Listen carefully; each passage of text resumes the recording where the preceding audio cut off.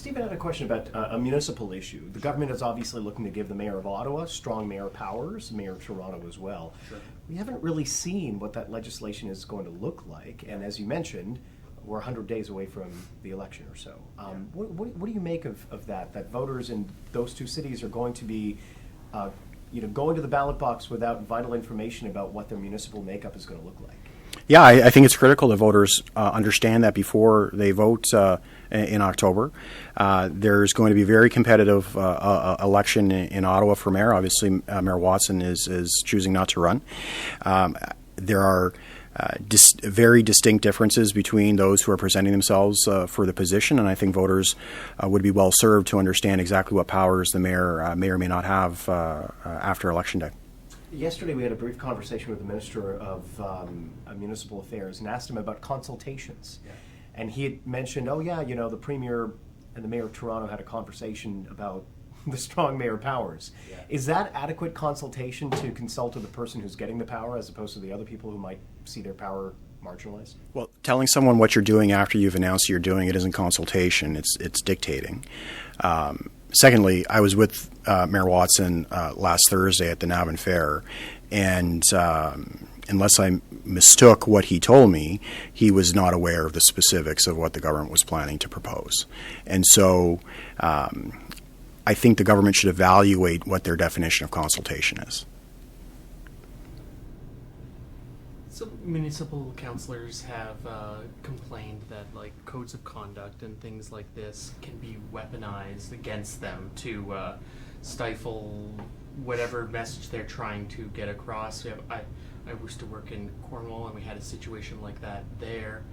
How do you respond to those criticisms that that more codes of conduct rules are really to like hamper the ability of councillors to say what they want? Well, I don't think that any councillor should feel hampered by a rule that says you can't sexually, emotionally, or psychologically abuse your staff or others. If that hampers your ability to be an elected official, you should reevaluate your desire to be an elected official, first of all. In terms of the process to remove them from office, the legislation proposes, on the recommendation of AMO and Minister Smith, that a judicial process be used to remove those individuals from office, following an Integrity Commissioner investigation, following a recommendation of an Integrity Commissioner, and then finally following a judgment by a judge. And so that, I think, is a sufficient process to ensure that it is not weaponized.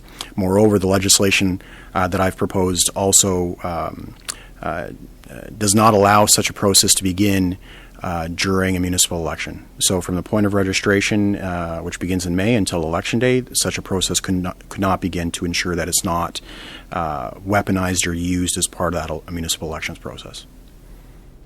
Morning, Stephen. So obviously the budget's supposed to be tabled today with some tweaks such as ODSP. I know the Liberals have been asking for a 20% increase to ODSP. What other changes are you expecting to see or you want to see in the budget? Look, we want the government to prioritize families. We want to ensure that they have a keen eye to the affordability crisis that we're facing in Ontario, to the cost of living crisis that we're facing in Ontario, and to ensure that proper attention is given to the healthcare crisis that we're facing in Ontario. I think yesterday it was reported that the average wait in the emergency room is something like 19 hours. In Ottawa, the Montfort had their emergency room closed overnight this past weekend. You may know that the Montfort Hospital saved my life 10 years ago in an emergency situation. I shudder to think what would have happened had that emergency room been closed when I was brought there. And I think families across Ontario are quite concerned that either they or their loved ones won't be able to get the life-saving treatments that happen in emergency rooms because the government has so drastically mismanaged the HR issue in our hospitals. Just on hospitals, yesterday the Minister of Health was asked, are hospitals in Ontario in crisis? And she said it would be inappropriate to look at hospitals as being in a crisis. She said because this is happening all around the world, and she also said, there are a lot of healthcare workers taking vacations, seeming to suggest that that's contributing to the problem, not the be all and end all of it.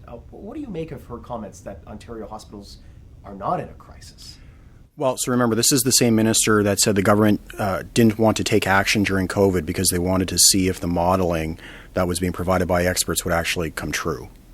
The reason you have expert advice, the reason you have modeling, is to take proactive action so that the crisis or the emergency doesn't take place. We know that healthcare leaders in Ontario have been talking about the challenges in hospitals and emergency departments and surgical backlogs for months and months and months, at least 6 months, maybe a year, perhaps longer than that. It doesn't seem that the government has taken any proactive action to address the wave that they knew was coming. Summer vacations are not new. No one should be disallowed from taking a vacation after 2 years of nonstop work in a hospital or in any job. If I don't believe the news outlets you work for would shut down because you chose to take your summer vacation, Colin. I don't think hospitals should shut down because doctors and nurses are taking vacation. And in fairness, I don't think vacation remotely plays a major part of what's happened. Doctors and nurses and other healthcare professionals are burnt out. They haven't been paid what they need to be paid. They've been asked to work too much. And the government hasn't taken any actions to address that. So is the minister just out of touch, out to lunch here when she says that it's not a crisis, or do you see it as a crisis? It's absolutely a crisis. We had not only our emergency rooms closed, but the backlog in emergency rooms is causing ambulance offload delays. In Ottawa, there have been over 700 level zeros so far this year. Level zero means there are no ambulances at all to respond to an emergency. It's not because there's an absence of ambulances, not because there's an absence of paramedics. The ambulances are stuck at the ERs waiting to offload their patients. A 19-hour average wait in an emergency room. That is a crisis. In a province as rich as ours, in a country as rich as ours, you should be able to pick up the phone, call 911, and expect that an ambulance will be there to treat your loved one in an emergency. That they'll be able to get them to a hospital quickly, and that the hospital will be able to take you in and deal with your critical situation. It's unacceptable. I don't know what other word to use if it's not a crisis. What are you looking to hear from the throne speech today? Well, you know what? It's hard to say because the government didn't present much of a program during the election. We know they want to get things done. We know that includes at least a highway, but we don't know much else, to tell you the truth. And so, as I said before, relative to the budget, we want them to focus on addressing the situation in healthcare. We know that we're entering a very delicate and important phase of discussions with teachers across the province. We want our kids to go back to school. We want them to be able to have small class sizes and participate in extracurricular activities. We need them to address the affordability crisis that's facing our communities across the province. Those are things that I'll be looking for in the throne speech. Teachers, do you expect them? Teachers, do you expect them to not go on a strike? Both sides right now have said that they don't want to strike, but how things are going doesn't seem like with every single union, everything has been amicable in terms of negotiations. Yeah, I think the most important thing is to let the negotiations take place and not negotiate in public is probably the best way to handle things. I know everyone that I speak to, I've got a 13-year-old son. They want their children to be in school this fall. They want their schools to be well-resourced. They want them to have appropriately sized classrooms. They want to have highly trained and motivated teachers. They want extracurriculars to continue. All those need to be factored in to the discussions. It's hard to motivate people if you're not paying them well. It's hard to motivate the people if their work environment is less than desirable. So the government needs to ensure that teachers are given the respect and the pay and the work environment they deserve, and teachers need to be understand the fiscal constraints that we face in our province at the same time. And I have many teachers in my family. My sister, my sister-in-law, they're dedicated to the kids in their classrooms. They want to be there this fall. They do amazing work outside of the classroom as well. And I think if the government wants this to happen, they can come to a fair agreement. Ladies and gentlemen on the phone, as a reminder, if you do have any questions, please press star 1.